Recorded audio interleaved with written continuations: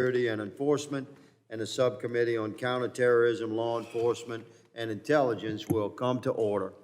Without objection, the chair is authorized to declare the committee in recess at any point. Without objection, the gentleman from New York, Mr. Lalata, is permitted to sit on the dais and ask questions of the witnesses. The purposes of today's hearings are to examine the ways in which an unsecure border poses a significant threat to human life, and as such, should be handled with the utmost seriousness and expediency. For the protection of safety and human life, we must come together to develop a better understanding of how lax border policies have affected American communities and how we can develop effective solutions to this immediate threat.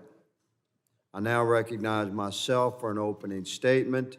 Without objection, I have letters from Emilio Tambunga and Virginia Jesperson to be submitted for the record. So ordered without objection.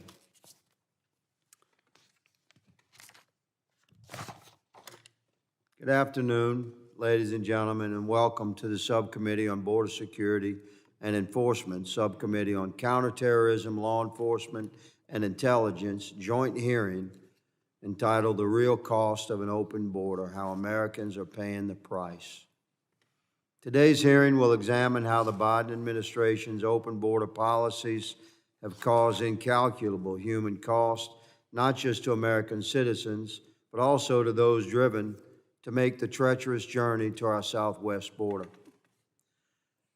Thank you to our witnesses for being here today. The stories they will share will be harrowing, but it's important that the American people hear the true cost of this administration's failure to secure our sovereign border.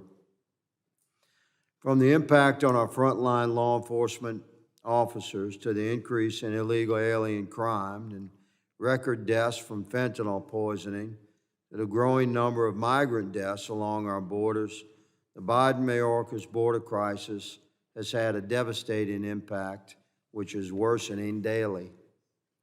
Open border policies have wreaked havoc on American communities, taxed law enforcement resources and morale, emboldened human and drug smuggling operations, and directly resulted in a record number of alien deaths along our southern border region. And no community has been hit harder than those within the border regions. Devastation to private property, particularly ranches, represents a daily challenging to those living in border communities. One of our witnesses here today, Mr. J.R. Ramirez, who manages 2 commercial cow-calf operations, is bearing a financial burden that threatens his ability to operate a profitable business that both feeds our nation and protects essential habitats and wild spaces. An inexcusable financial burden is placed upon the many men and women who operate businesses and have homes along the southern border simply for trying to live and work. As these migrants force their way into the country with no regard for the destruction they're causing in many cases to property along the way and the lives that they impact.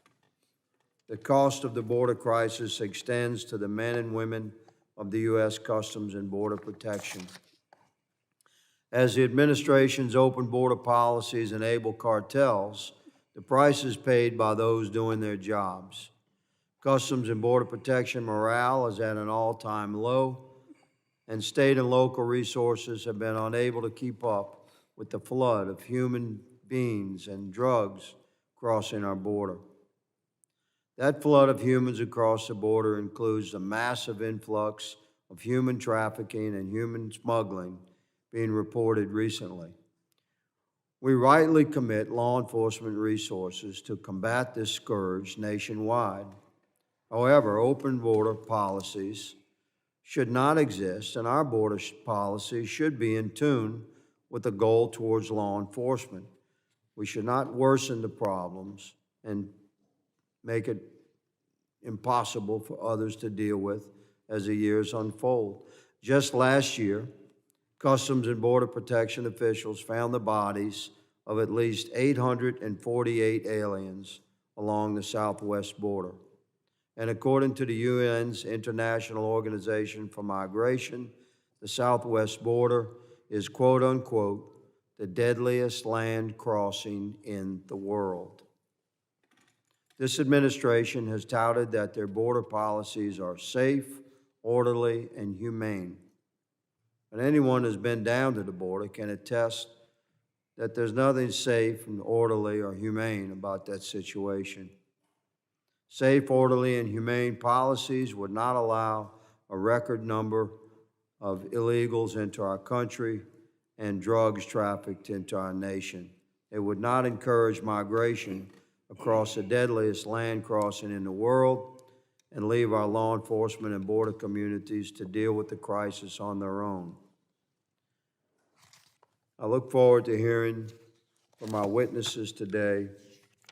I yield the balance of my time, and I now recognize the ranking member for the Subcommittee on Border Security and Enforcement, the gentleman from California, Mr. Correa.